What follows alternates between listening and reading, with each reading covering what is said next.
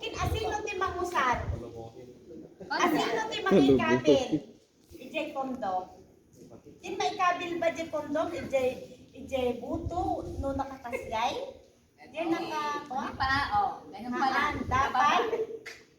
Anya ramiden ta no may kabil? Tanog pasikil? Anya ramiden yung kinilang ni bakit yo? Unang da kayo, dasaw na. Dasaw yo. Ah, sir? Patangkit. Sino ang patangkit, sir? Patangkit ay? Pitik-pitik ka, no? Dapat ka Oh, pitik-pitikan? Ala, tinagaw. Anya ramiden na. Ala, labing-labing kayo pa ilang mag-awit mo sing. Ganun yun. Sino ti mga kabel? Sino may kabel? Ni lalaki? Uno ni babae? Nga? Ay, matidaan na lang mo. O sige latan, ni babae ka mga kabel. Para at dati,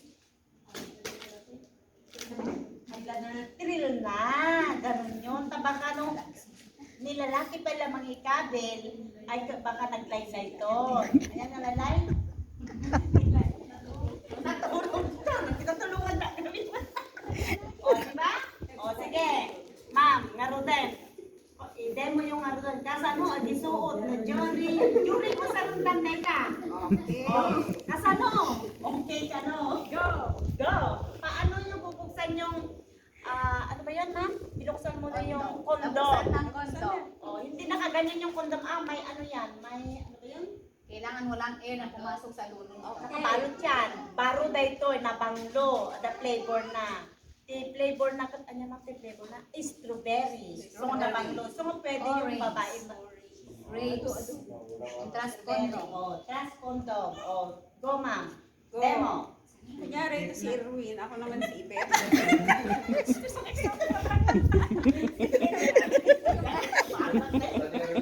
Madamari niya.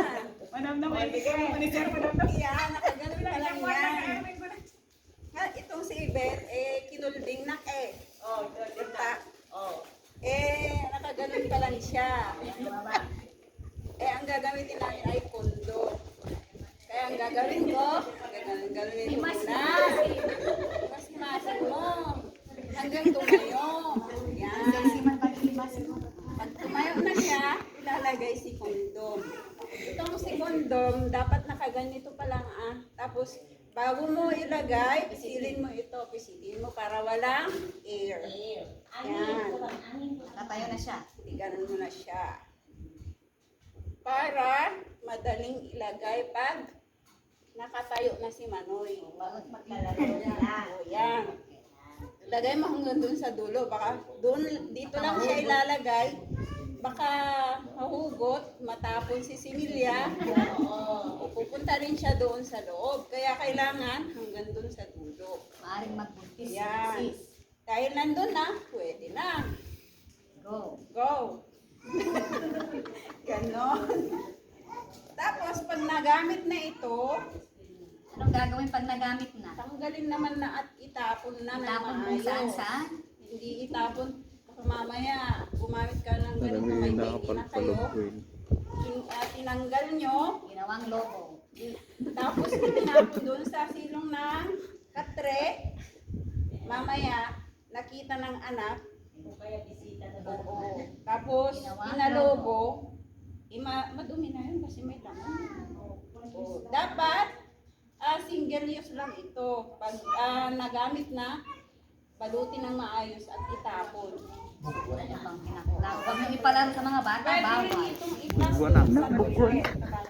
Ano, para hindi na talaga magkalat kasi plastic to, itapon mo sa basurahan. Or ikali. Baka makita pa ito. Ibutas. Pwede itong i-plus sa toilet, pwede rin siyang Ha? Ikali. Saan? Na-plus ko Tapo nyo na. Baling to. O, tapos na, tapos. Para pwedeng i-plus sa toilet, kaya lang, makakapag-ano din kasi sa toilet ito. Kaya pwede din siyang ihukay sa kilaga. Tatluhali nga makita ang wara-wara. Baka man lang